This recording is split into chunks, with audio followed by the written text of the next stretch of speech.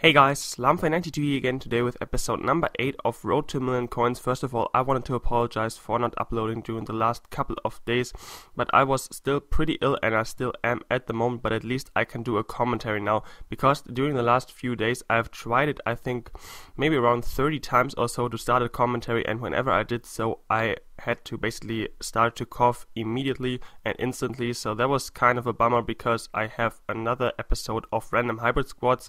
ready, basically just without the commentary yet, so that will probably be up tomorrow, so stay tuned for that.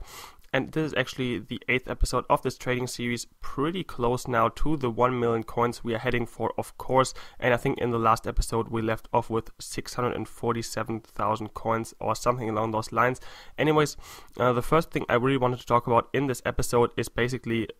we are of course approaching the end of this trading series, and to be quite honest, after that I don't want to do trading for quite a while, because I've done so many trading episodes and also so much trading, first of all, of course, throughout Coin Collector and then now in this Road to Million series, and then I will basically have in total on this account over 1 million coins, and on my main account I will have over 2 million coins, so in total I will have over 3 million coins, and this basically just enough, I guess, for now, and I can get the teams I want to play with, I can get the players I want to try out, even the very expensive ones, so that's kind of enough at the moment, and I don't want to get bored of trading because I enjoy it a lot and I don't want to do it too much, so it's basically overdone. So after that I would basically really like to exchange that series for a different series, and that would be a head-to-head kind of race to Division 1, but of course won't call it race to Division 1 because that title is used so many times on head-to-head seasons mode, because I really enjoy the head-to-head engine actually a lot more than the Ultimate Team playing engine, because it's not all reliant on pace and it's more or less more realistic in my opinion, and it's actually a lot more fun. Played a couple of Virgin Gaming games a couple of months back and that was really enjoyable, and now of course for that series I would play in the normal head-to-head season, so from season 10 to 1 I guess that is, and then we could do it kind of interactive, maybe a little bit, so you could excuse me, so you guys could actually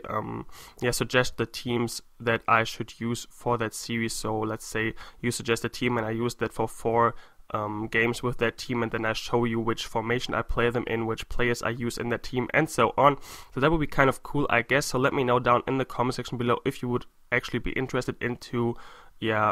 watching something like this, because I know my channel is mainly about Ultimate Team. So anyways, let's move on to a couple of topics I want to talk about in this episode really quickly, and the first one actually was asked on the last episode of Road to a Million Coins, and that was for me to talk about traditional clubs, then clubs who have a company behind it, so something like, for example, in Germany, I hope you are familiar with that, like for example Bayer Leverkusen, who have of course Bayer as a huge company behind them, and then of course Wolfsburg with VW or VW for the German people of us, and also Hoffenheim, who have got of course a very rich guy behind it, and just in general glory hunting fans as well. Now first of all, my opinion toward glory hunting fans, fair enough to be honest, because everybody can support the club they want to, and everybody is entitled to their own opinion, and I'm actually very tolerant toward other people's opinions, so I'm not really going to complain about glory hunters. If they want to support the club that is successful at the moment, why shouldn't they be allowed to? It's just a weird question in my opinion. Of course some people don't really like it that some people just follow the clubs that just are successful at the moment, but if they want to do that, then just let them do it, and don't really bother about it, because that's not your problem. Anyways, personally for me, I don't really like the clubs Bayer Leverkusen and VfL Wolfsburg, simply because of the fact that they've got a company behind it and they basically can do anything they want and will always have enough money to kind of finance their whole team. So that is kind of something I really don't like. Of course, nothing against the Leverkusen and the Wolfsburg fans as well, because as I just said, everybody has got an own opinion and is basically free to live by that. Then the next kind of topic, excuse me, someone said on the last episode, actually, it's much easier to trade on Xbox than on PS3, and you don't find any of these kind of deals I get in the series on a PS3. Now, I agree that it is actually probably a bit more complicated to trade on the PS3, but that's simply because the players are more expensive, because they are of course more rare, because more people play on the Xbox than on the PlayStation 3. So the players are a little bit more expensive on the PS3. That means you can start later to trade with actually good players like these inform players. But on the other hand, I just cannot believe that there aren't any of these kind of deals on the PlayStation 3, because the people there, they think the same, they make the same mistakes, they just live by the same kind of market system, I guess, on Ultimate Team, and so I can't really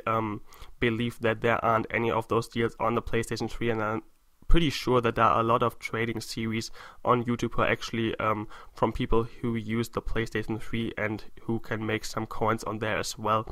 And then the final topic, or the final question actually is, was, I have got 375,000 coins, which inform players should I trade? And pretty much answered that quite a lot of times by now. Just trade with players who are worth less than 375,000 coins. It's that simple. Of course, I wouldn't go for one very expensive player for, let's say, 350k, because then you are basically left with not many coins, and the risk of trading with higher rated or higher priced inform players is of course that you will lose a lot on the tax, and then you might actually not make profit at all if the players' prices change just a little bit, because the tax influences it so much. So it's better to trade with players between, let's say, 20 and 70 or 80k, but I can't really tell you the exact players to trade with. You have to find that out by yourselves, and there are so many inform players on the market now at the moment on Ultimate Team, and there are still of course coming new players with the new team of the weeks. So that's kind of that question answered. Anyways guys, we're now at the end of this episode already. As you can see in the top right hand corner, just above 845,000 coins, so we almost made 200,000 coins profit in this episode. And the last episode is actually going to be the last episode, of course, where we basically hit the 1 million coins. And then after that, once again, let me know down in the comment section below if you would be interested in a head-to-head seasons series. Other than that, thanks a lot for watching this video, guys. If you could drop a like rating on it, that would be awesome and would help me out a lot. Other than that, thanks once again a lot for watching, and I will talk to you later.